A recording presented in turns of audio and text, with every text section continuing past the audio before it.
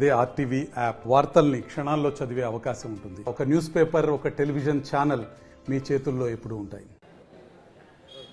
రాష్ట్ర ముఖ్యమంత్రి రేవంత్ రెడ్డి పైన చట్టపరమైన చర్యలు చేపట్టాలని పోలీసులకు ఫిర్యాదు చేశారు మాజీ ఎమ్మెల్యే కల్వకుంట్ల విద్యాసాగర్ రావు.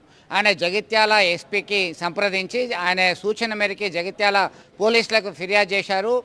తెలంగాణ రాష్ట్రం సాధించినటువంటి తమ నాయకుడు కేసీఆర్ను ఇతర నేతల్ని బుల్డోజర్లతో తొక్కిస్తానని హీనంగా మాట్లాడారు. అధికారంలోకి వచ్చే సంవత్సరం అయినప్పటికీ ఇచ్చిన హామీలు వాగ్దానాలను నెరవేర్చాల్సింది పోయి టాపిక్ డైవర్ట్ చేయడానికి ప్రయత్నం చేస్తున్నారు రేవంత్ రెడ్డి. ఇప్పటికే ఆయన అసమర్థ పాలన కొనసాగుతుంది, తీరు మార్చుకోవాలి, అభివృద్ధి సంక్షేమ ఫలాలు అందిస్తా అంటే తమ పార్టీ తమ నాయకులు అందరూ తప్పకుండా సహకరిస్తామని ఇట్లాంటి అవాకులు చెవాకులు మాట్లాడితే ఖచ్చితంగా న్యాయపరమైన చట్టపరమైన చర్యలు తీసుకోవాలని చెప్పి సూచిస్తున్నారు.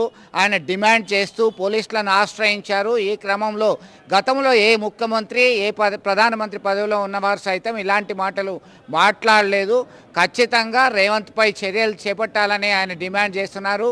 కల్వకుంట్ల విద్యాసాగర్ రావుతో పాటు ఇతర జగిత్యాల జిల్లా కేంద్రానికి సంబంధించినటువంటి నేతలందరూ కూడా హాజరయ్యారు. వారు మీడియాతో సైతం మాట్లాడారు. ఒకసారి చూద్దాం ఆయన ఏమంటున్నారు. తెలంగాణకు ఒక దౌర్భాగ్యమైన రోజు. తెలంగాణ ప్రాంతానికి ఒక దుర్మార్గమైన ముఖ్యమంత్రి వచ్చి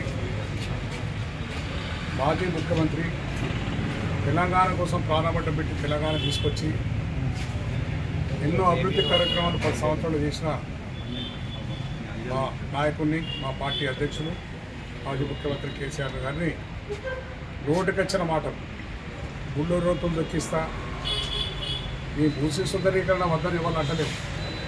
భూసిలో పోయే పేదవాళ్ళకు ఇల్లు చూపించిన తర్వాత నేను భూసి సుందరీకరణ చేయమని చెప్పాను.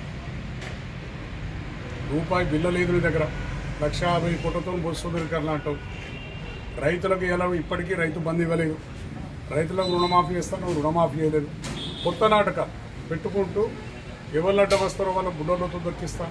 అడ్డం వస్తానికి లేదు, పిక్చర్ నువ్వు నీ రూపే ఊహించుకుంటున్నావు అన్నట్టు, అంటే కావాలని క్రియేట్ చేసుకుంటున్నావు. అటువంటి మూర్ఖమైన మాటలు మాట్లాడినందుకు వీళ్ళని చర్యలు తీసుకోవాలని, ప్రజాస్వామ్యం బతుకుంటే, ప్రజాస్వామ్యం న్యాయ వ్యవస్థ బతుకుంటే దాని మీద చర్య తీసుకోవాలని చెప్పి ఇలా పోలీస్ స్టేషన్లో కంప్లైంట్ ఇచ్చడం జరిగింది ఇద్దరి మీద. ఎందుకంటే ఎంతోమంది ముఖ్యమంత్రులు వచ్చిన స్వతంత్రం వచ్చిన తర్వాత ముఖ్యమంత్రులు ప్రధానమంత్రులు వచ్చింది, కానీ ఈ మాటలు మాట్లాడే ముఖ్యమంత్రి కానీ ప్రధానమంత్రి ఎవరు రాలేదు. అటువంటి పిచ్చి కూతలు కూసే ఈయన ఒక ముఖ్యమంత్రి హోదాలు ఉండి తెలంగాణలో నీ వంతుకు తెలంగాణ సాధనలో ఒక పై సంబంధం నీ వంతు శ్రమ లేదు. ఒక్కనాడు తెలంగాణ లేను, ఆనాడు తెలుగుదేశంలోకి ఇలా కాంగ్రెస్లోకి పోయినావు, అనుకోకుండా ముఖ్యమంత్రి పోయినావు. అయినా దాని గౌరవాన్ని కాపాడుకునే విధంగా ప్రజలకు నువ్వు ఇచ్చిన వాగ్దానాలు ఏవైతున్నాయో 420 వాగ్దానాలు ఇచ్చిన 420 వాగ్దానాలు 10 కూడా నువ్వు ఇదివరకు చేయలేని పరిస్థితులు, ఒక్కటి కూడా చేయలేని పరిస్థితులు. అటువంటి మాటలను కప్పిపుచ్చడానికి కోసం ఇలా హైడ్రా అని చెప్పి ఈ నువ్వుల ఓట్లు, లేకుంటే భూసి రాక్షారణ అని చెప్పి భూసిలో ఉన్న పాపం పేదవాళ్ళు భూసులు ఎవరు వేసుకుంటారు? లేని వాళ్ళు, జాగొనుకునే పరిస్థితి లేని వాళ్ళు చిన్న చిన్న గుడిసెలు వేసుకుని బతుకుతున్నారు. అక్కడ వాళ్ళందరికీ ఎక్కడ పునర్వాసం చూపించకుండానే దాన్ని మొత్తం ఇల్లుగుల ఒట్టుడు ఎవరంతా వస్తా వాళ్ళు అడ్డం ఎందుకు వస్తారు? మంచిగా చేస్తా అంటే మేము అందరం సపోర్ట్ చేస్తాం. తెలంగాణ బాగుపడాలి, హైదరాబాద్ బాగుపడాలి. ఇవాళ దేశమంతా కూడా తెలంగాణ చూస్తున్నది, అన్ని రాష్ట్రాలు ఇవాళ తెలంగాణ అభివృద్ధిని చూస్తున్నాయి. ఆ విధంగా చూడటం కోసం వినొచ్చదా, మేము ఇంకా అభివృద్ధి చేయడం కోసం మేము కూడా సహకరిస్తాం.